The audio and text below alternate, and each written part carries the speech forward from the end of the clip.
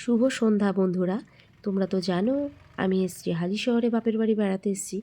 তো বিকেলবেলা এখন কি করব, সন্ধেবেলাটা একটু বেরোলাম আমরা ঘুরতে।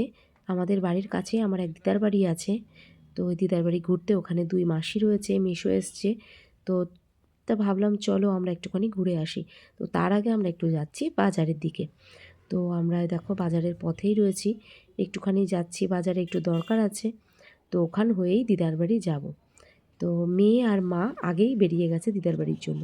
তো দেখো মিষ্টির দোকানে চলে এসেছি, এখান থেকে একটু মিষ্টি নেব। কোনটা নেব ভাবছি।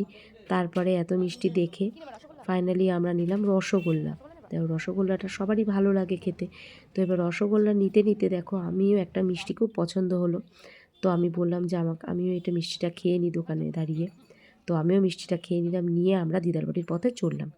তো দেখো এই যে দিদা, আমার মা, মাসি, এই যে আরাধ্যার বাবা তো এক বাটি মুড়ি নিয়ে বসেছে। আর এদিকে হচ্ছে বড় মাসি, আর যে মেসো খাটের উপরে বসে আছে। আর এদিকে দেখো আমাদের কত কিছু মিষ্টি, 2-3 রকম চপ, দেখো কত কিছু তো আমাদের খেতে দিয়েছে।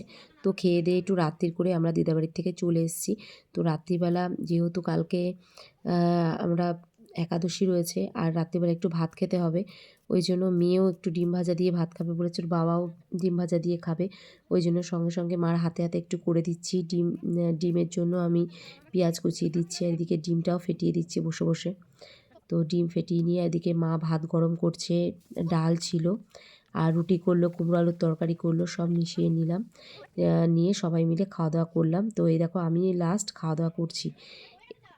এবার খাওয়া দাওয়া করতে করতে হট করে দেখো আমরা রাস্তায় বেরিয়ে গেছি। কেন গেছি, কি বৃত্তান্ত, সবই তোমাদের বলছি। তো দেখো বেশ রাত্রির অনেকটাই, আমরা তিনজনে, ওদিকে পেছনে দেখো আমার মা, আর এদিকে আরাধ্যার বাবা, আমি, তিনজনে বেরিয়ে গেছি। আসলে মার আজকে দুপুরের পর থেকে, স্নান করার পর থেকে গা খুব চুলকাচ্ছে। তো এখন সন্ধেবেলা, রাত্রিবেলা ঠিক খাওয়া দাওয়ার পরে দেখছি গোটা গোটা সারা গায়ে গোটা গোটা উঠে গেছে। তো মা থাকতে পারছে না। ওই জন্য আমাদের এখান থেকে, যেহেতু হেলথ সেন্টার একটু কাছে, তো হাঁটা পথ, তো আমরা বেরিয়ে গেছি সব হেলথ সেন্টারের উদ্দেশ্যে। তো দেখো আমরা চলে এসেছি আমাদের নান্না গ্রামীণ হাসপাতালে, এখানে জেঠিয়া, এটাতে এখানে রাত্রিবেলা চলে এসেছি। এখানে এমার্জেন্সিতে ডাক্তার থাকে, সব সময় দেখে। তো এখানে আমরা চলে এসেছি ভেতরে, দেখো পুরো ফাঁকা, রাত্রির তখন প্রায় 12টা বাজতে গেছে।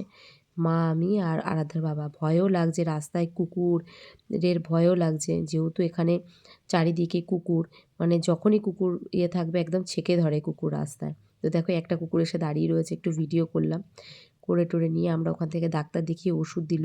এই যে মা দেখো দাঁড়িয়ে ছিল, দিয়ে আমরা বাড়ি চলে এসেছি। তো মা এবার গেটে তালা মারছে। তো আমরা এবার শুয়ে পড়বো। সোনাকে যেহেতু নিয়ে যায়নি, তো দেখি সোনা কি করছে। ও মা, ঘরে এসে দেখছি সোনা ঘুমিয়ে পড়েছে।